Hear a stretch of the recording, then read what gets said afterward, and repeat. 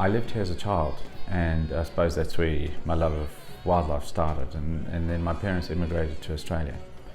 And it was at that point I decided that wildlife was what I was really interested in. So I did my veterinary science degree in Australia, and I worked there for a few years, and then went to the UK for a few years, just all domestic animals. And then I came to South Africa to do some postgraduate training specifically in wildlife. So the whole project was looking at how do we change their physiology by immobilizing them, by giving them these drugs. And then once you understand that, you can start saying, okay, so what are the interventions we need to put in place to reduce the risk to the animal? So not only reduce the risk to the animal, but make sure that you don't increase the risk to the people working with them. Because obviously what you don't want is an animal suddenly waking up or getting up when you have lots of people around them. The big thing about darting wildlife, I mean, it looks fairly simple and straightforward, but it's sort of multifactorial components to it to make sure that it's successful.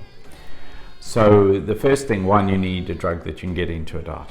Because dart, the volume is quite small, it's 3 mils, so you have an elephant that's 6,000 kilograms, you need enough drug in 3 mils to be able to anesthetize it, immobilize it. So that's the first issue that we have to deal with.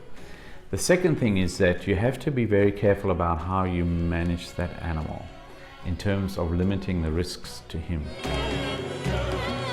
Once you do dart them, people often believe that they'll go to sleep within a minute or so, and it takes quite some time, 10 minutes. So you need to be able to manage that animal during that period.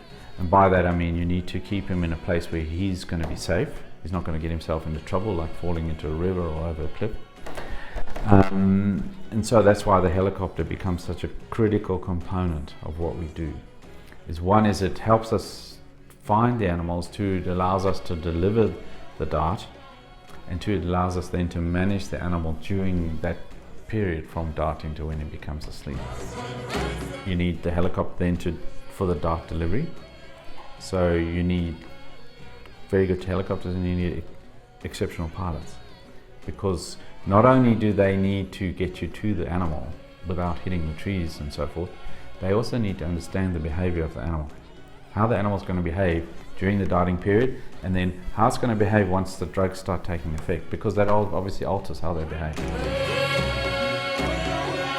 So pretty much all our work, particularly in the field, or particularly with the large mammals, is done with the air wing. We pretty well can't do it without them.